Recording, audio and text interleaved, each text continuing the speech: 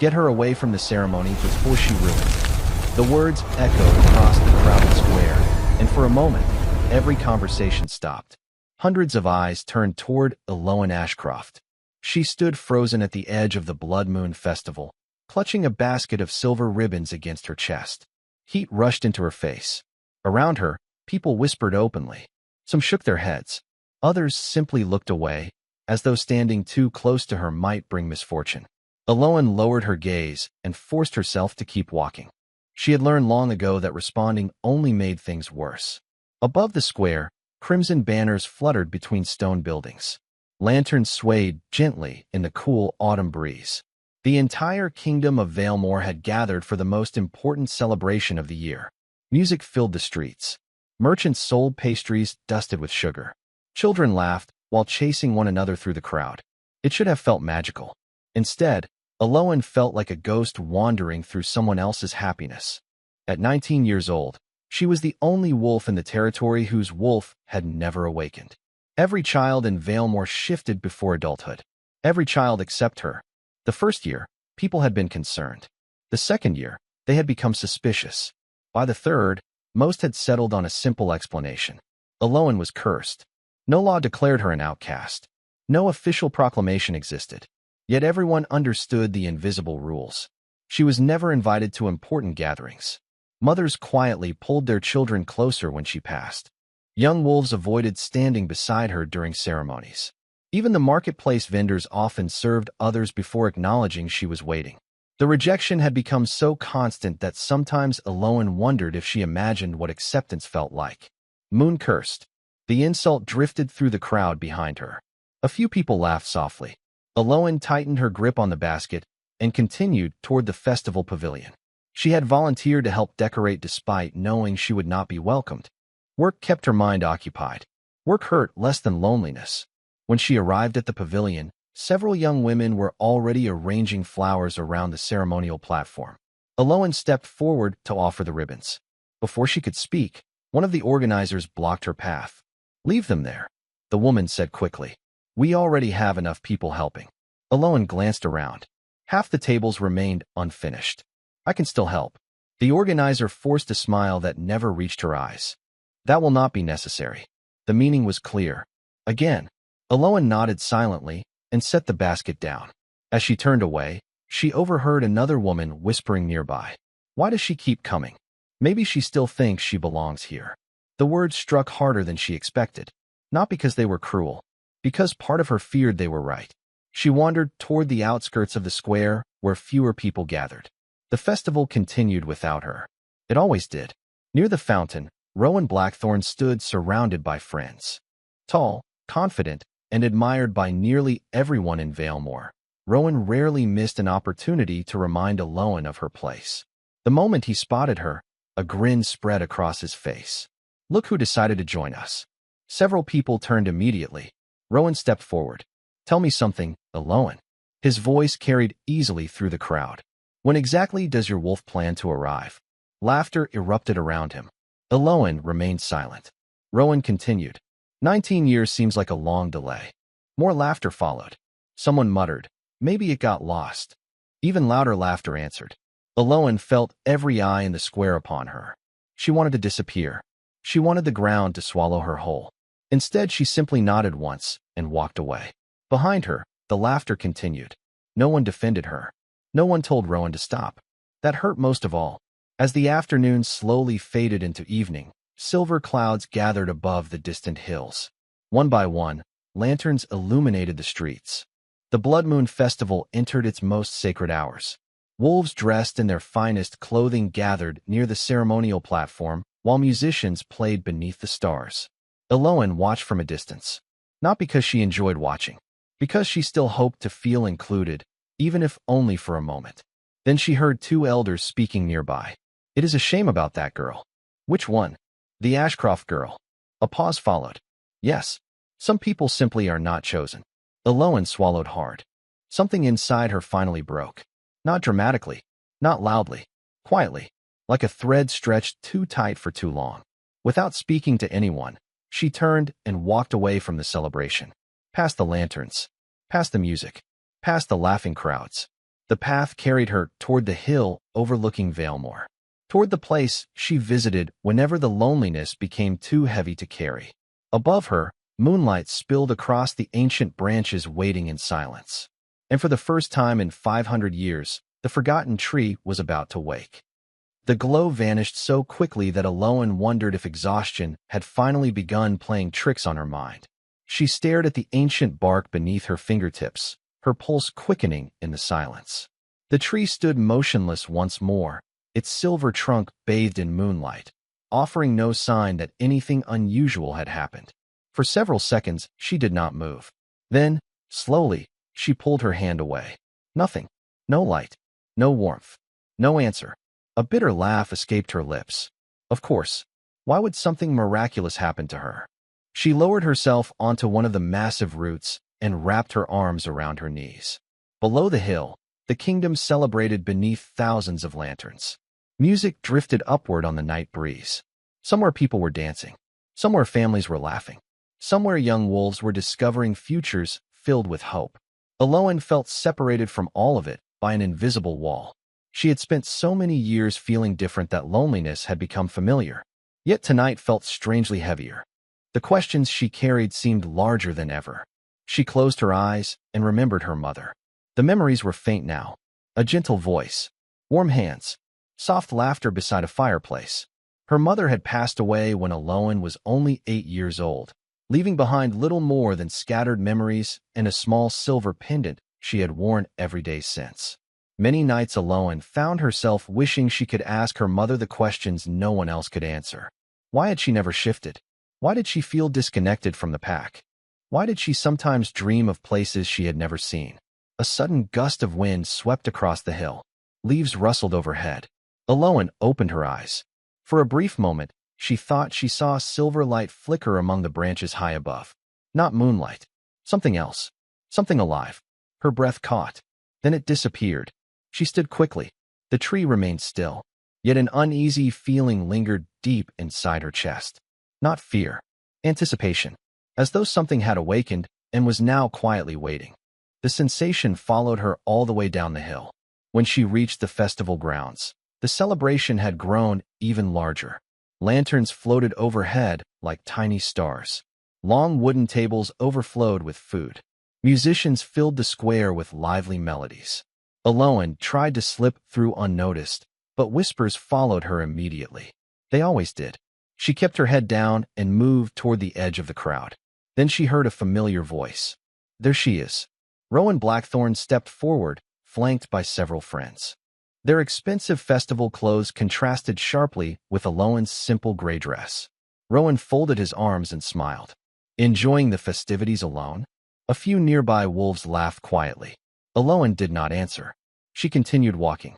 You know, Rowan continued, raising his voice slightly. My uncle says the moon goddess hides blessings inside every wolf. He glanced at his friends.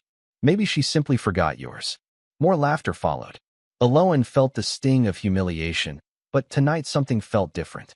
The words still hurt, yet they seemed distant somehow, less powerful than before, as though another voice existed somewhere beneath the pain, whispering that Rowan did not know the truth. The realization startled her. She had no reason to believe it. No evidence. No explanation. And yet the feeling remained. Rowan eventually lost interest and turned back toward the celebration. Aloan continued through the crowd until she reached a quiet corner near the old stone well. There she noticed someone watching her. An elderly woman sat alone on a wooden bench. Her silver hair reflected the lantern light. Her eyes were sharp and unusually bright. Aloan recognized her immediately. Maeve Holloway, the oldest resident in Valemore. Many considered her eccentric. Others claimed she knew forgotten stories older than the kingdom itself. Maeve gestured toward the empty space beside her. Come sit. Aloan hesitated before obeying. For a while neither spoke. The festival music echoed across the square. Finally, Maeve smiled faintly. You went to the hill tonight. Aloan froze. How did you know? Because the wind changed. The old woman's answer sounded perfectly serious. And because I have spent 90 years paying attention. Aloan frowned.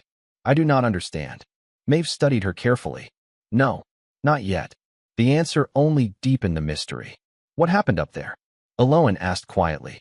The elderly woman looked toward the distant hill where the ancient tree stood beneath the moonlit sky. Her expression softened. "Tell me something first," she said. "When you touched it, what did you feel?" Aloan's heartbeat quickened. "Warmth." Maeve nodded slowly as though confirming something she had long suspected. "Then it has begun." "What has begun?" But Maeve never answered, because at that exact moment a bright silver light appeared high above the hill. Every conversation in the square stopped. Every musician fell silent. Hundreds of faces turned toward the ancient tree, and for the first time in 5 centuries, a single silver blossom opened among its branches. The silver blossom remained suspended among the branches like a tiny star that had fallen from the heavens. For several heartbeats, nobody moved. Nobody spoke. The entire festival stood frozen beneath the lantern light, their attention fixed on the distant hill. Aloan could hear her own breathing. Slow, uneven, disbelieving.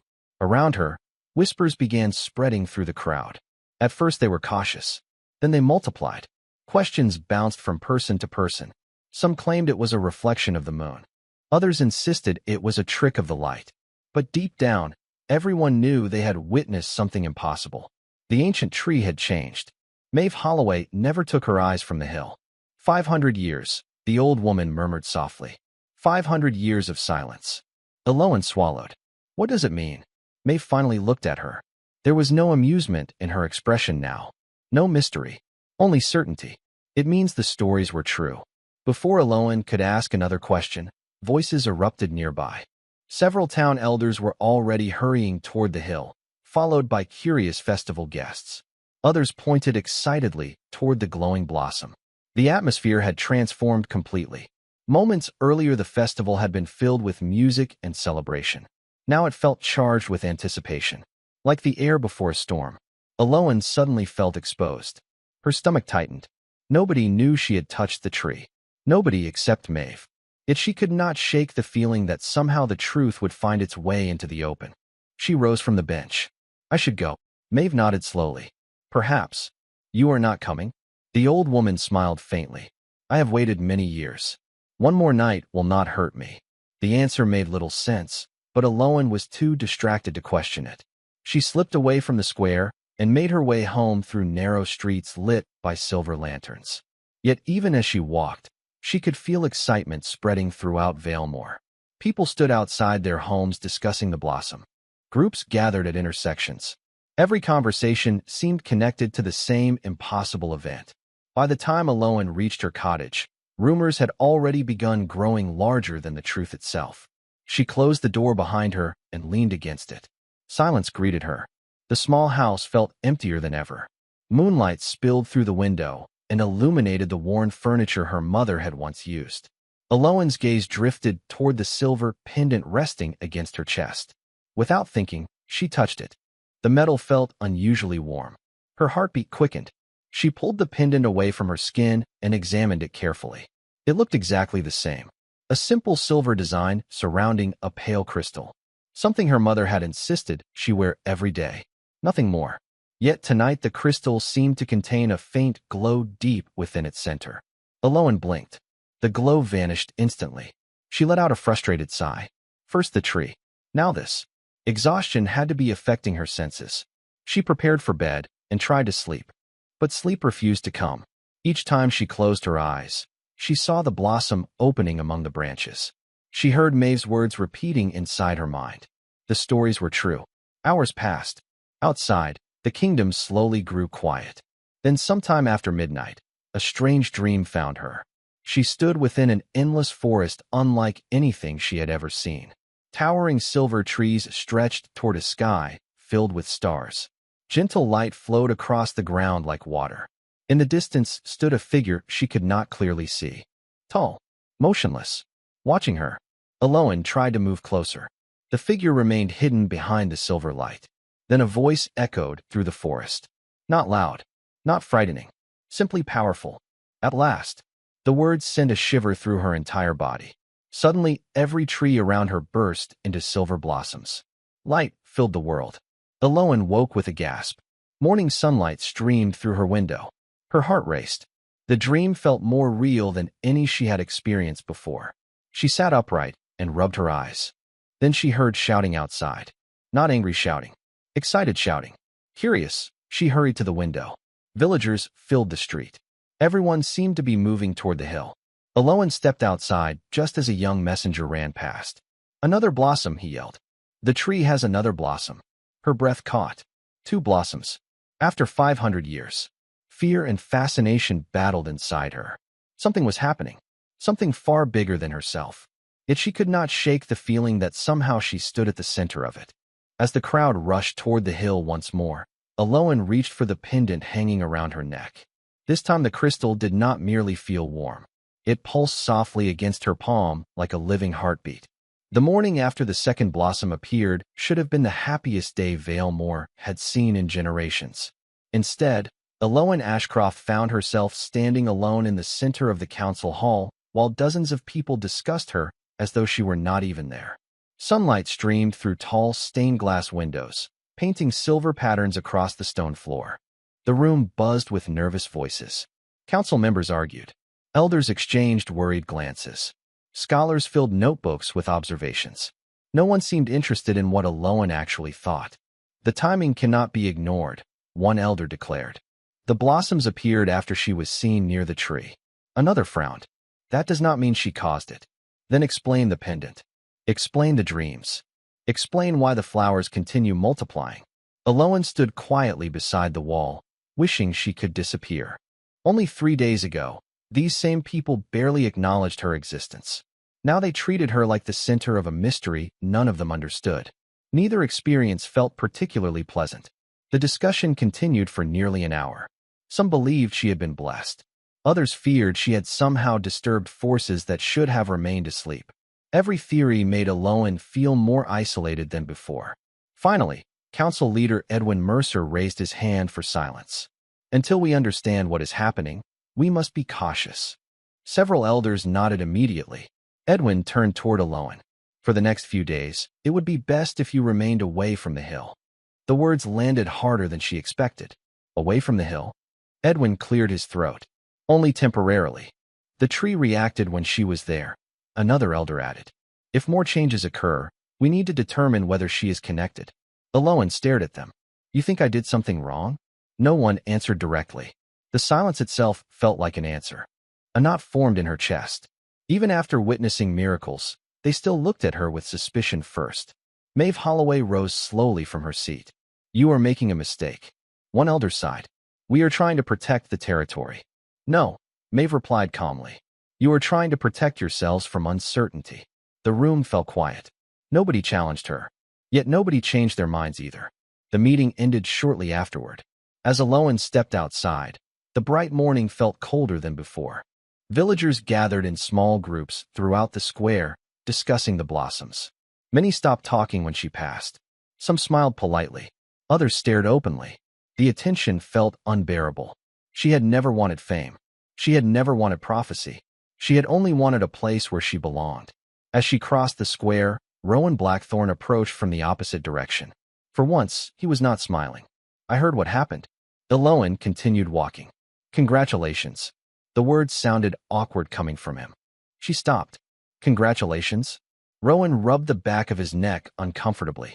"You know what I mean." "No, I do not." He hesitated. "Everyone keeps saying you are special now." Aloan laughed softly, though there was no humor in it. 3 days ago, everyone said I was cursed." Rowan looked away. The truth of her words lingered between them. Aloan did not wait for a response. She kept walking until the town disappeared behind her. By afternoon, she found herself standing near the edge of the forest. The quiet felt like relief. Leaves rustled overhead. Sunlight filtered through towering branches. For the first time all day, she could breathe without feeling watched. Yet even here, her thoughts refused to settle. The pendant resting against her chest remained warm. The crystal pulsed faintly every few minutes. Sometimes she imagined she could hear distant whispers inside the rhythm. Not words. Feelings. Ancient and patient. She wandered deeper into the woods until she reached a familiar clearing overlooking the hill. The great tree stood in the distance, magnificent beneath the sky. Hundreds of silver blossoms shimmered among its branches. Aloan stared at it for a long time. "Why me?" she whispered. The forest remained silent. Then a sudden breeze swept through the clearing. The pendant flared with warmth, stronger than ever before. Eloan gasped and grabbed the crystal. At the same moment, far across the valley, every blossom upon the tree brightened. Silver light raced through the branches like flowing starlight. The entire hillside glowed. Eloan's eyes widened. The tree was responding again. Not to fear, not to doubt, to her. And before she could take another breath, a single beam of silver light descended from the highest branch and reached toward the forest where she stood. The beam of silver light stopped only a few feet from Eloan. She stood motionless in the forest clearing, her breath caught somewhere between fear and wonder.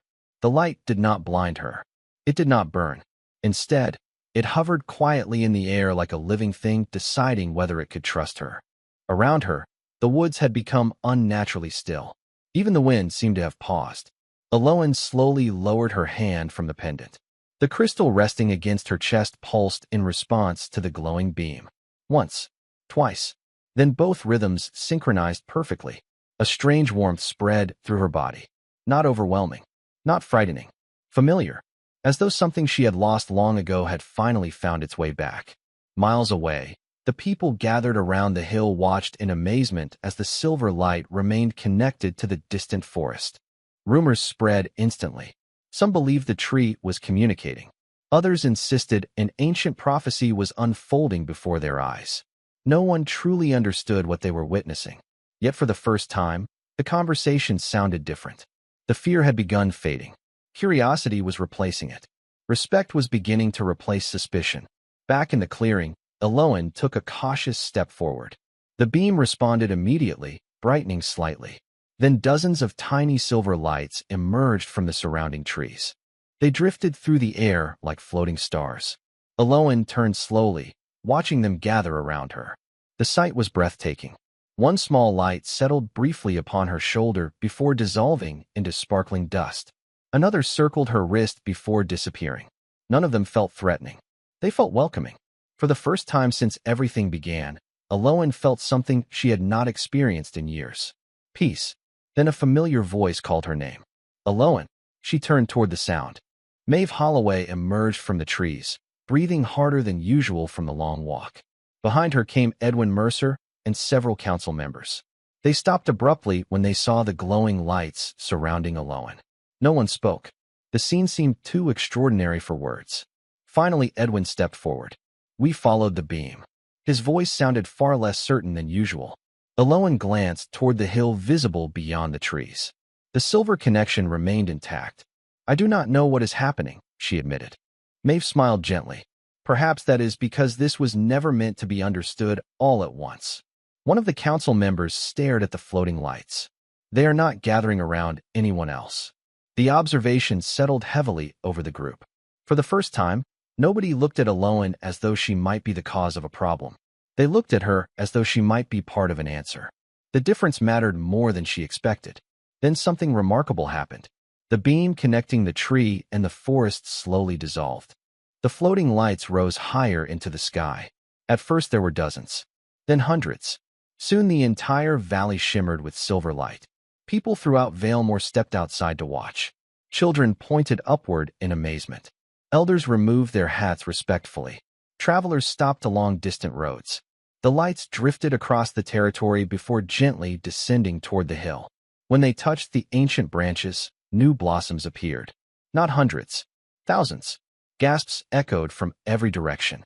The tree transformed before their eyes. What had once appeared ancient and dormant now looked vibrant and alive. Silver flowers covered nearly every branch. The hillside glowed so brightly it could be seen for miles. Eloan stared in disbelief. How is this possible? Maeve's eyes glistened with emotion. Because some things awaken when they are finally found. The words lingered in Eloan's mind. Finally found. Before she could ask what Maeve meant, a young messenger came running up the forest path. He looked exhausted. Council leader, he called. More riders have arrived. Edwin frowned. From where? Everywhere. The messenger struggled to catch his breath. Neighboring territories. Scholars. Merchants. Nobles. He swallowed hard. And there is more. Everyone waited. The silver light was seen hundreds of miles beyond our borders. Silence followed. Even Edwin looked unsettled. The messenger continued. Some say the signal reached kingdoms beyond the mountains. Eloan felt the pendant pulse sharply against her chest, stronger than ever before. A strange sensation flickered through her heart. Brief, powerful, almost like the awareness of another presence far away. Someone who had suddenly become aware of her existence.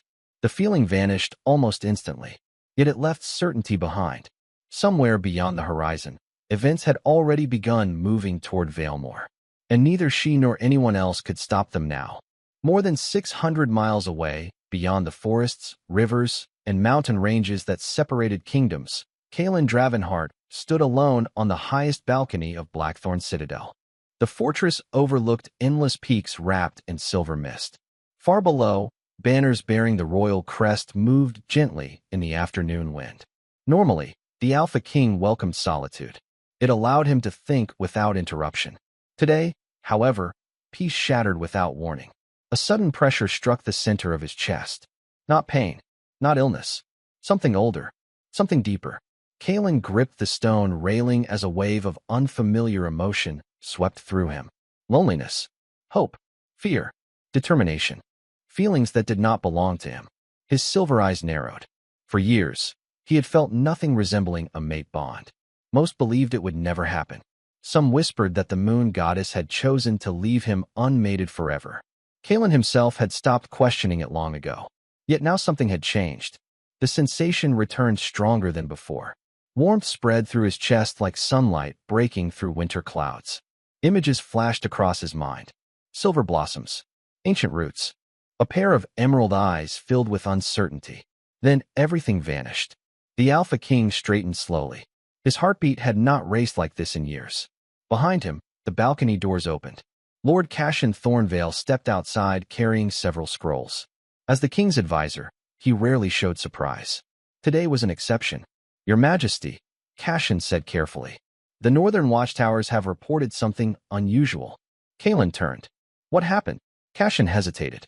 A beam of silver light appeared approximately 600 miles southeast of our territory. The king's expression hardened. How long ago? Only minutes. Silence stretched between them. Kaelin looked toward the distant horizon. He knew immediately that the report was connected to what he had just experienced. Somehow he knew. Logic offered no explanation. Instinct did not require one. Cassian studied him closely. You felt it. It was not a question. Kaelin gave a single nod. The advisor's eyes widened slightly. After all these years? Yes. The word barely left his mouth before another pulse surged through the bond. This time the connection sharpened. Somewhere far away, a young woman stood surrounded by uncertainty. She did not understand what was happening. She was frightened. Yet beneath the fear existed remarkable courage. Kaelin could feel it. The realization unsettled him more than any battlefield ever had. He knew nothing about her. Not her name. Not her face. Yet the bond felt undeniable. Real. Ancient. As though destiny itself had awakened from a long sleep. Prepare my horse, Kaelin said. Cassian blinked. Your Majesty? Now. You intend to leave the capital? Immediately. The advisor looked genuinely alarmed. The royal council will object. Then they may object. Cassian opened his mouth, then wisely closed it. He had served Kaelin long enough to recognize when a decision could not be changed. Within the hour, word spread through Blackthorn Citadel. Servants hurried through marble corridors.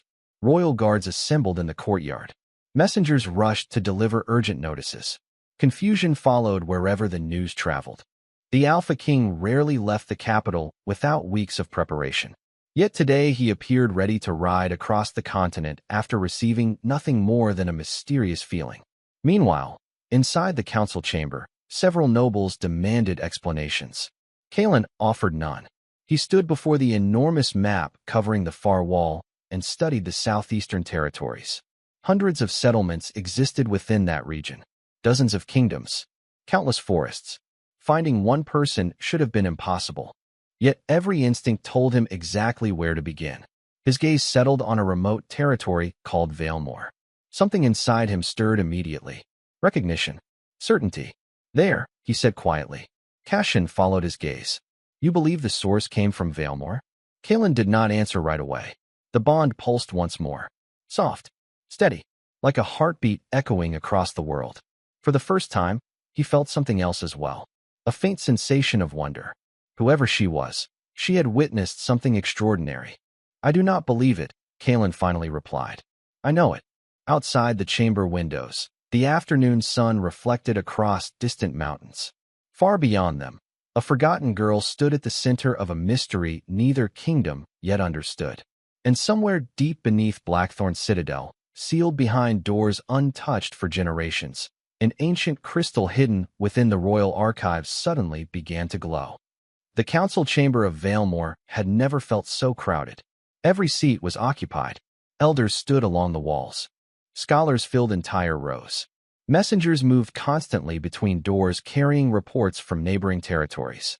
Aloan sat quietly at the far end of the long wooden table, wishing she could disappear. Only 3 days earlier, nobody had cared where she sat. Now dozens of eyes followed her every movement. The attention felt overwhelming.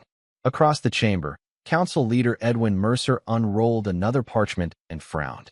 Reports continue arriving from every direction, he announced. Travelers witnessed the silver light more than 400 miles away. Several territories are already sending representatives. Murmurs spread through the room. Aloan lowered her gaze. She still struggled to understand how any of this connected to her. The blossoms, the pendant, the dreams. None of it seemed real. Yet each hour brought new proof that something extraordinary was unfolding. Beside her, Maeve Holloway remained unusually silent. The old woman watched the discussions with calm patience, as though she had expected every development. Aloan leaned closer. You know more than you are saying. Maeve smiled faintly. That has always been true. Then tell me what is happening. Before the older woman could answer, the chamber doors burst open. A young messenger hurried inside, breathing heavily from exertion. Another sign, he said. The hill. Every conversation stopped immediately. Edwin rose from his chair. What happened? The messenger swallowed. The roots are glowing. Within minutes, the entire council had abandoned the meeting and rushed toward the hill. Aloan followed with the others. The streets overflowed with anxious residents. Children sat on rooftops, trying to see above the crowds. Shopkeepers left their businesses unattended. Everyone moved toward the same destination. When they finally reached the summit, a collective gasp swept through the gathering. Silver light flowed beneath the earth around the great tree. Ancient roots stretched across the hillside like living rivers of light. The glow pulsed steadily. Slow, powerful, alive. Aloan stared in amazement. She had walked this hill hundreds of times. Yet now it looked completely transformed. The air itself felt different. Warmer somehow. Filled with energy she could not explain. Then the pendant around her neck pulsed again. Stronger than ever. The crystal brightened. Several nearby villagers noticed immediately. Their whispers returned. Aloan heard fragments of conversation. Chosen. Blessed. Royal. Dangerous.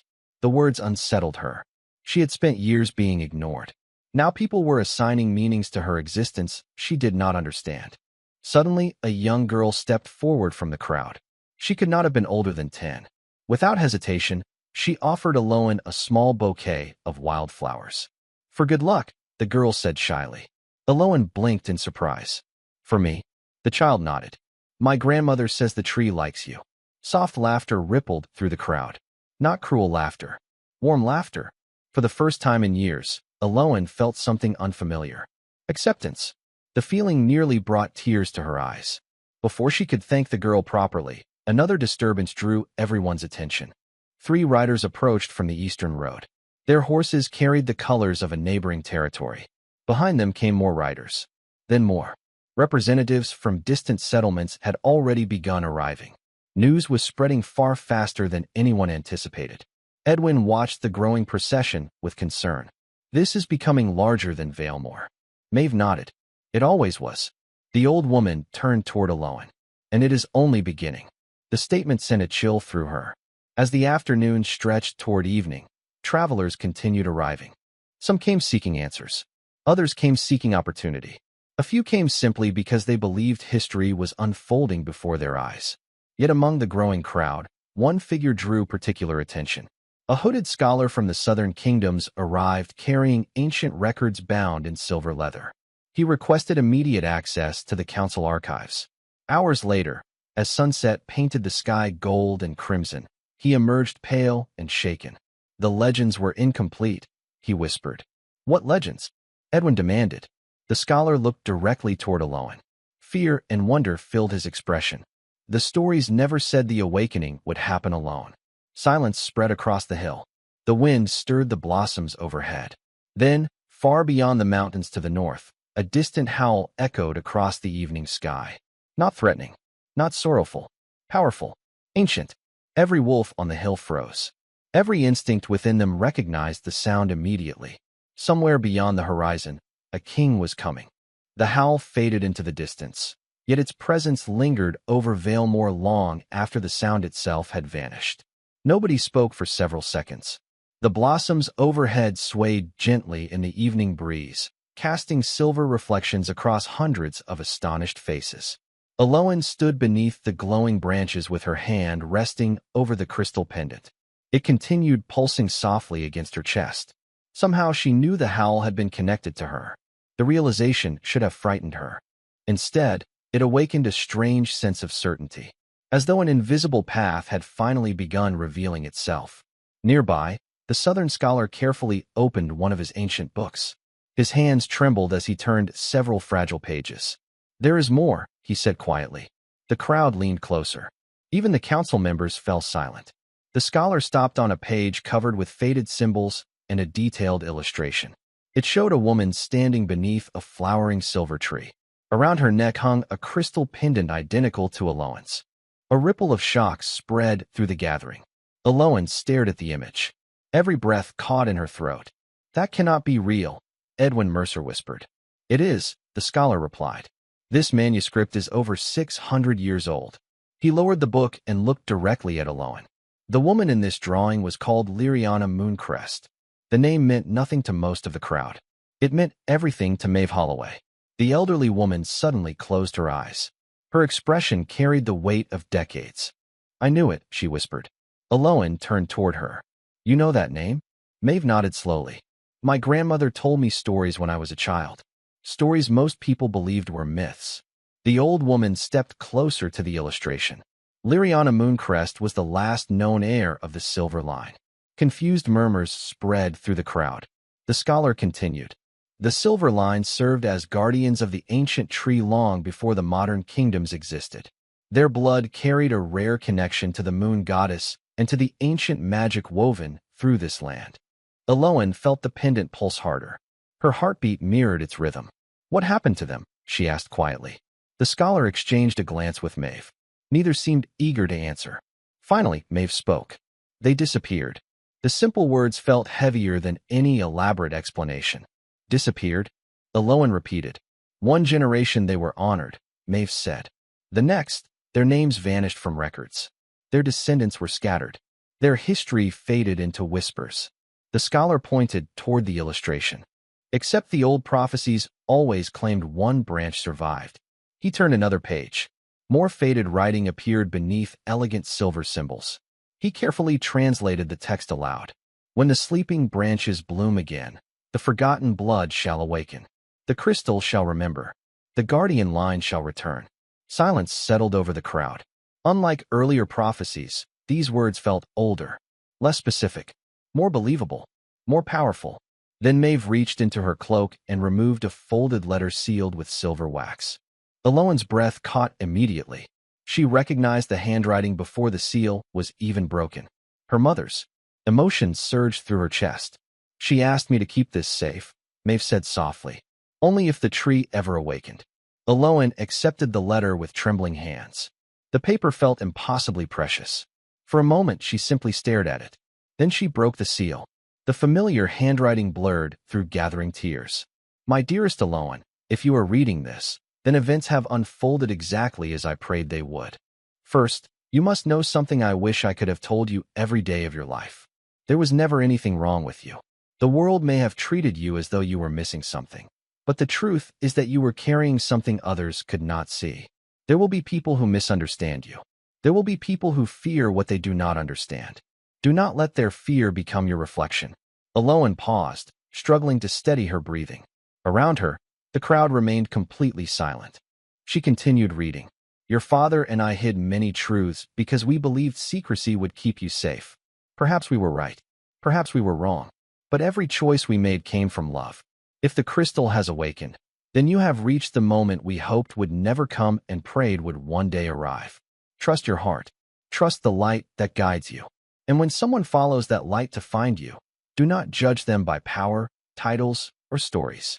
Judge them by the kindness they show when they believe no one is watching. Tears slipped down Aloan's cheeks. The final lines nearly stole her breath. You were never forgotten by the moon, my sweet girl. You were protected by it. And no matter what name history gives you, no title the future may bring, you will always be the greatest blessing of my life. Love forever, mother. Aloan lowered the letter slowly. For a moment she could not speak. She could barely breathe. The years of loneliness, the years of doubt, the years spent believing she had been abandoned by fate itself. Suddenly they felt lighter, not erased, but understood. Around her, several villagers wiped away tears. Even those who barely knew her seemed moved by the simple truth contained within the letter. Then the ancient tree responded. The highest blossom opened wider than ever before. Silver light poured across the valley. Hidden within the center of the flower rested a radiant crest unlike anything most people had ever seen. The ancient symbol of the silver line. And as the crest illuminated the darkening sky, Aloan felt the bond inside her heart stir once more.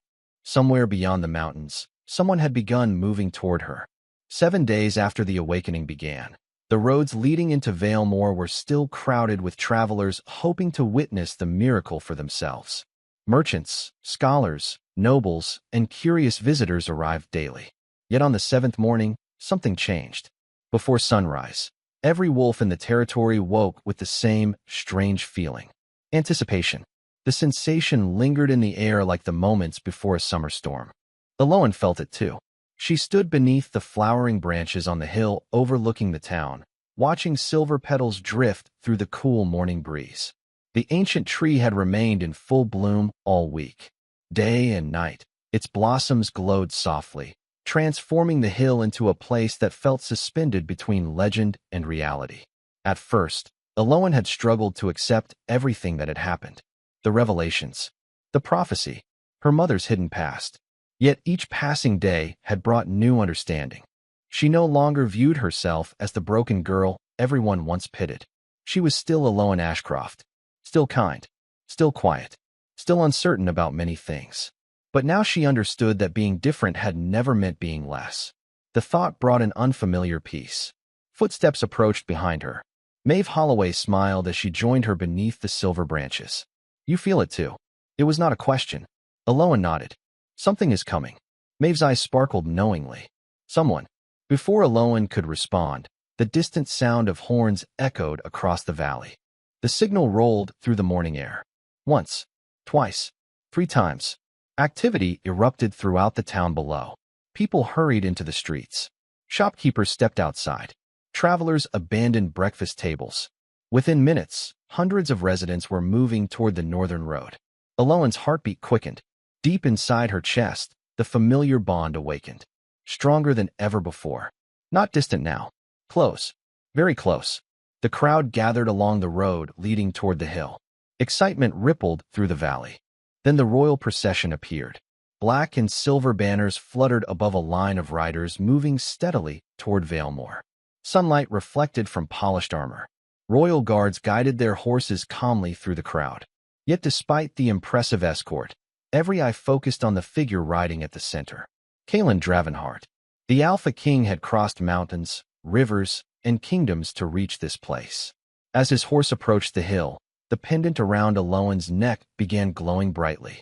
The reaction did not go unnoticed. Gasps spread through the crowd. Kaelin felt it too. The moment his gaze found hers, he slowed to a stop. For several heartbeats, neither moved. The bond between them settled into place with quiet certainty. Not explosive, not overwhelming, simply right. The Alpha King dismounted and began walking toward the hill alone. His advisors remained behind. His guards remained behind. Even the crowd seemed to instinctively step aside. The distance between him and Aloan gradually disappeared. She felt strangely calm. The fear she once expected to feel was nowhere to be found. Instead, she felt recognition. like finally meeting someone she had somehow known for years. Kaelin stopped before her beneath the silver blossoms. Around them, the valley remained silent. Hundreds watched. Nobody spoke. The king studied her for a long moment. Not her pendant. Not the tree. Her. The girl everyone had overlooked. The girl everyone had underestimated. Then something happened that no one present would ever forget. Kaelin placed his hand over his heart and bowed his head. The gesture was simple, respectful, genuine. A king honoring another person's worth. Shock rippled through the crowd. Several nobles stared in disbelief. Others exchanged stunned looks. Yet Kaelin never seemed to notice their reaction.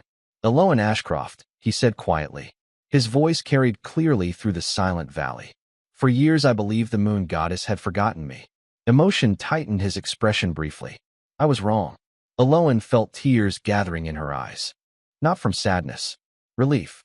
For so long, she had carried loneliness as though it were part of her identity. Now she finally understood it had only been a chapter, not the entire story. Above them, the blossoms brightened. Thousands of silver petals drifted through the air. Children laughed as they swirled around the hill. Elders watched with tears in their eyes. Even Rowan Blackthorn stood silently among the crowd, humbled by everything he had witnessed. Then the highest branch of the ancient tree released one final burst of silver light. The crest of the lost silver line appeared among the blossoms, shining brilliantly against the morning sky. Cheers erupted throughout the valley. Not because a prophecy had been fulfilled, not because a king had arrived, because the girl who had spent years believing she did not belong had finally found her place. As silver petals danced across the kingdom, Eloan looked toward the horizon beyond the mountains. The future remained unwritten. Adventures waited ahead. Mysteries still remained. But for the first time in her life, she welcomed them. And above her, the ancient tree continued to bloom, as though it had waited 500 years for this single moment.